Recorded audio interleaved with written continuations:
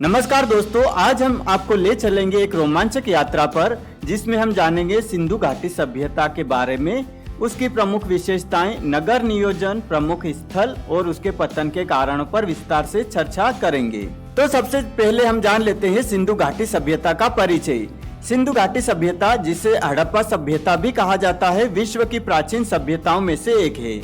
इसकी खोज लगभग 3300 ईसा पूर्व और पतन लगभग 1300 ईसा पूर्व के बीच हुआ।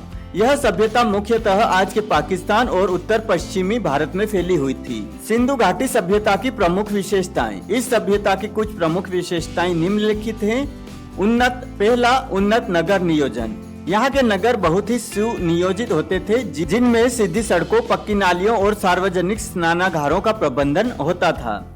लिपि। सिंधु घाटी की लिपि आज तक पूरी तरह से नहीं पढ़ी जा सकी है, लेकिन इससे पता चलता है कि यह एक साक्षर समाज था।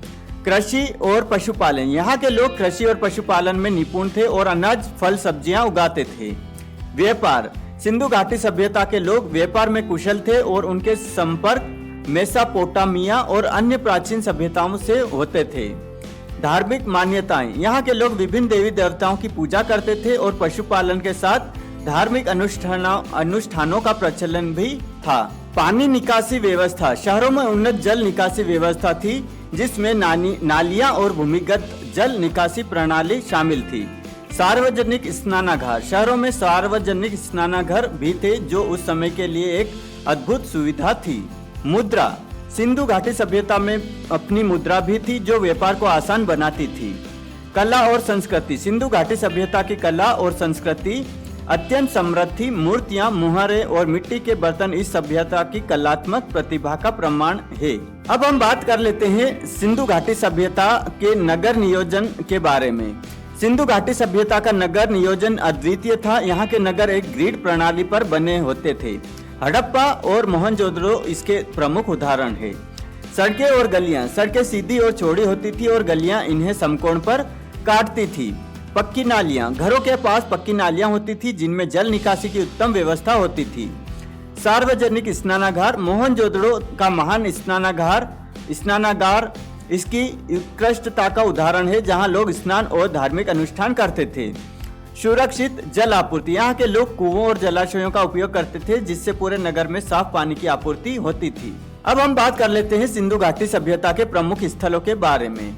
हड़प्पा। पहला, हड़प्पा सबसे पहले खोजा गया स्थल, जो पंजाब, पाकिस्तान में स्थित है।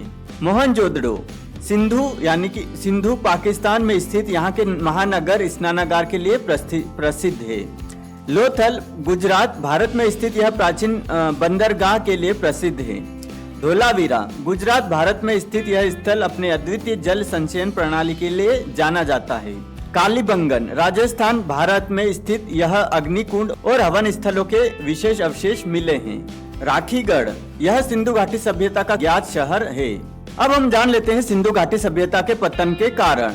सिंधु घाटी सभ्यता के पतन के कुछ प्रमुख कारण निम्नलिखित हो सकते हैं। पहला, पर्यावरणीय परिवर्तन। जलवायु परिवर्तन और सूखे के कारण कृषि पर प्रतिकूल प्रभाव पड़ा। दूसरा, नदियों का मार्ग परिवर्तन। सिंधु और उसकी सहायक नदियों का मार्ग बदलने से जलापूर्ति में कमी आई। तीसरा, आक्रमण। कुछ विशेषज्ञ मानते हैं कि आर्यों के आक्रमण ने इस सभ्यता को कमजोर किया।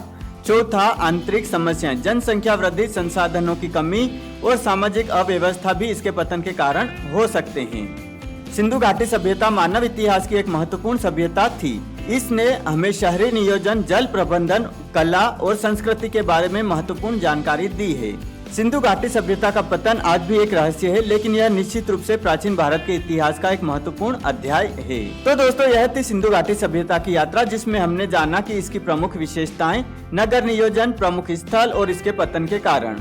अगर आपको यह वीडियो पसंद आया तो लाइक, शेयर और सब्सक्राइब करना न भूलें। साथ ही हमें कमेंट्स में बताएं कि आप किस विषय पर अगला वीडियो देखना चाहेंगे। अगली बार फिर मिलेंगे एक नए और रोचक विषय के साथ। तब तक आप सभी को धन्यवाद।